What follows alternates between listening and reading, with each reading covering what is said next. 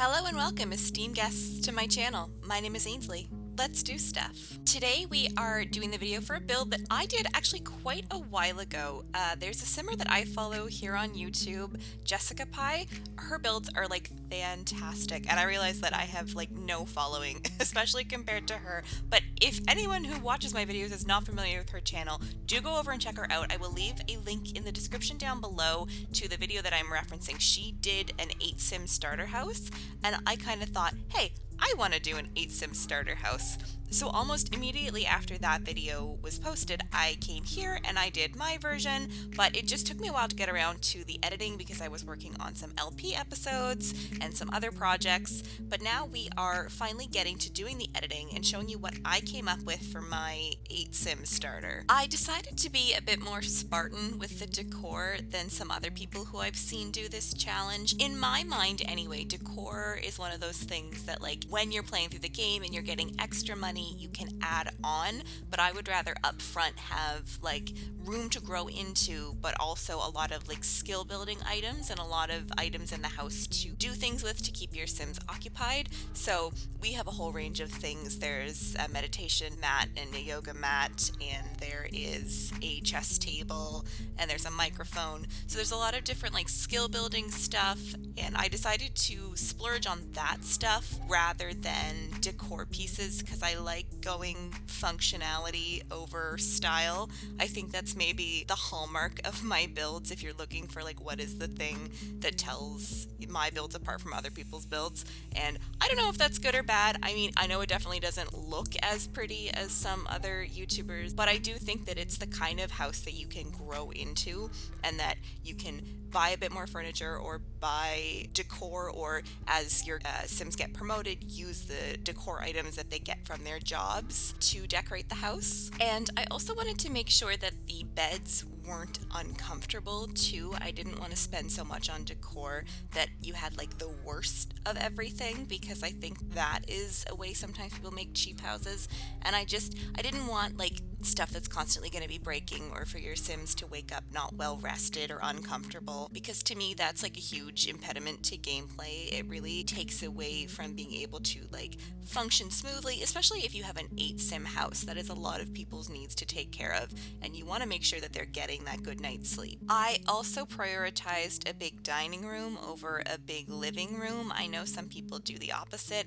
but to me, growing up in my family, it was always super important to sit together for our meals and to be together when you were eating. So I wanted to make sure that there was plenty of room, that everyone could sit around the table, and that there wouldn't be routing issues. I didn't put in a high chair, but I mean, the kid's not going to be a toddler forever, and to me, I find high chairs are really annoying for gameplay anyway. They just like don't work. They're really buggy. So I just have 8 chairs at the table, and then when the toddler ages up, because the other thing is I left space in the toddler room to fit a kid bed, so when the toddler ages up, they can sit at the table with everyone else. I also put a wall part way across the dining space with a little pillar rather than closing it all the way off and putting either a door or an archway, because I just thought that saved money in the long run not to have that wall. And now you can see here we are playing around with the color scheme in the house.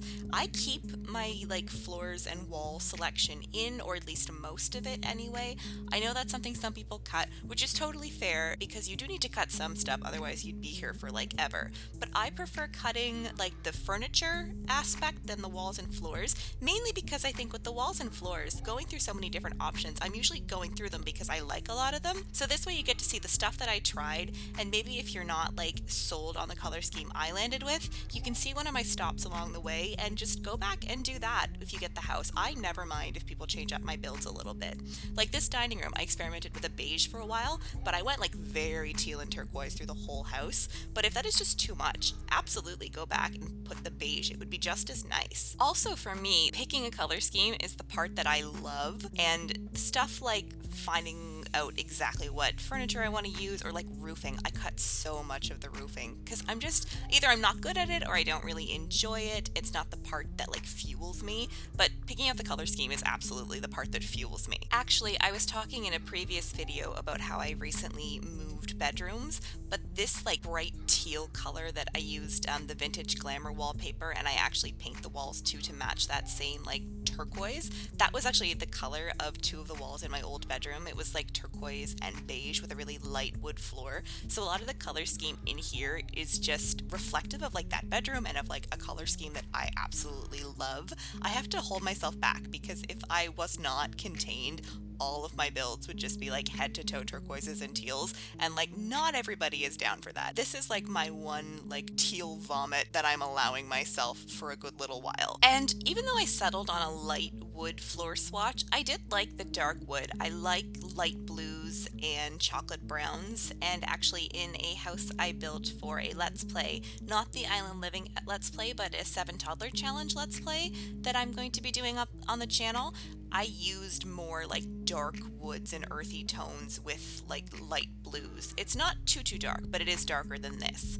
Now we have moved on to the roofing, and like at this point I have already been fiddling with it for like 20 minutes, and I just cut all of that footage because it was painful to watch. And I know you're saying like, how could you struggle? It's a box. But like, that's the point. Do you see how ridiculous and square that is? I was just trying to do something to it to make it not look like a box, but I don't know like that you can do it. I really miss how in The Sims 3, I think it was, maybe it wasn't, maybe it was just The Sims 2, but I think it was also in The Sims 3 that you could do those roofs that were like gabled, but they had a flat surface on the top, because that would match the architectural style. I'm in Willow Creek right now building this, and like, you know how there's like widow's walks at the top of the houses, at least I think that's what they're called, but you can't really do that in this game. Like, you can't get a flat surface down on that roof piece unless you have like a full height wall above it, and then the roof was just too tall to not put anything up there and you were spending money to make walls.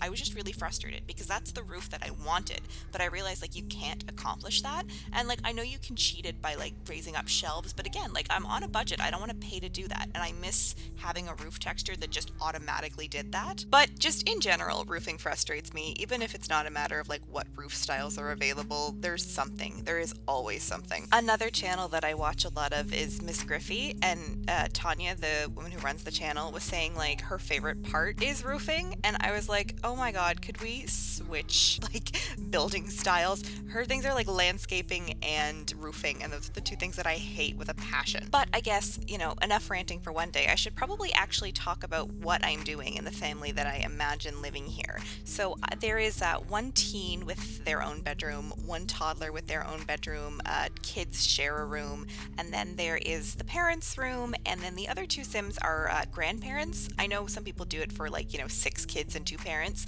but I wanted to shake it up, and it wouldn't be hard to change the double bed out for 2 more singles and have more kids in there. I just kind of thought, you know, why not go with that it's live-in grandparents, because a lot of people, that's the reality, grandparents live with them, so that's what I did in this build. The other thing too you could imagine is that like one of the children is a young adult, and it's them and their spouse, and maybe the toddler is their child living together, so it's, you know, the sibling who's stayed at home, because some families too live multi-generationally like that, so that's another option. Also, you'll see I carpeted the bedroom floors, which I don't often do just because like I personally hate carpet. I detest it, but I do know that like a lot of people have carpets in their bedrooms, so I went with carpet.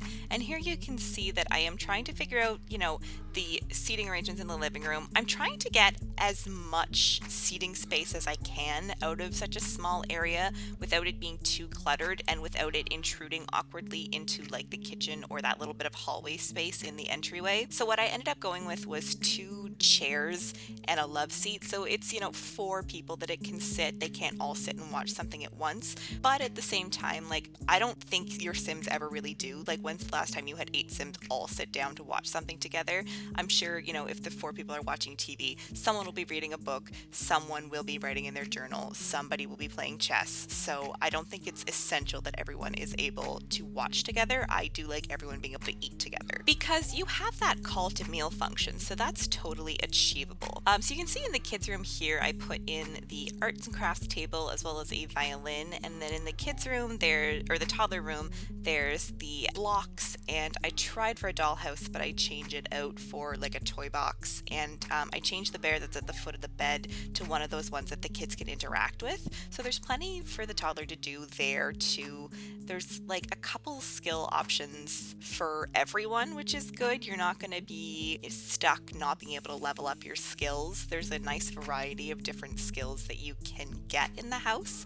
And then in what I'm imagining is the grandparents' room, I put in the chess table just because that struck me as more of an older hobby. And then in the parents' room, I put a microphone as well as that little globe bar so that they're able to unwind after a long day looking after all of their kids. So that gives them an option to grab a little drink. And as you can see, I keep checking the lot value. I think for 8 Sims, it's either 32 or 34,000. I am coming up towards the end of the build, so it must be 32 that I'm aiming for. And that basketball net that I put out in the yard, I switch out for a swing set, but it does mean that, you know, there's things that your Sims can do out in the yard too. I left a little space by the front of the house with some dirt marked out for gardening too. I was going to put some plants in there, but it didn't really work within the budget, so instead I just left those spaces that you can see where there's the intent for a garden, and I put a little bin in a mailbox, and we are basically at the end of this speed build. And also I put a potty in the bathroom because I know the screenshot doesn't capture it, but I did put one there. So thank you so much to everyone for watching this video. If you liked it, please give it a thumbs up, comment down below, and subscribe to my channel, as well as hit that little bell icon if you want to be notified of every single time I post a video. If you want to grab this house off the gallery, my ID is Ainsley Plays Sims, so it is up there for you to grab. Music for this video is done by Chucky. As always, I will leave a link to his SoundCloud below, and until next time, get out there and do stuff!